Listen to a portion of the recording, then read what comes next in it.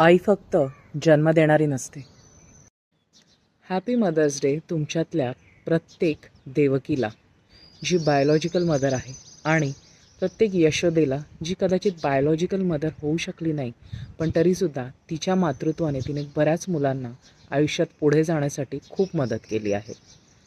यशोदा आणि देवकीसोबतच आपण प्रत्येक त्या वासुदेवालाही आज स्मरूया, ज्यांच्यामध्ये जरी देह पुरुषाचा असला तरी तत्त्व स्त्रीचं आहे. कारण स्त्रीमध्ये किंवा पुरुषामध्ये शिव आणि शक्ती दोघांचा वास असतो हे आपण मानतो.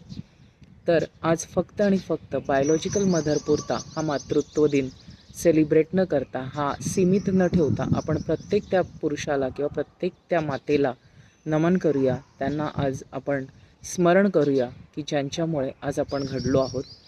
हा व्हिडिओ फक्त स्वतःच्या आईला नाही तर प्रत्येक त्या आईला पाठवा, ज्या व्यक्तीतल्या मातृत्वाने तुम्हाला घडायला मदत केली आहे, तुम्हाला तुटण्यापासून वाचवलं आहे आणि तुम्हाला घडण्यामध्ये कायम तुमच्या पाठीवर त्यांचा एक शाबासकीचा हात होता.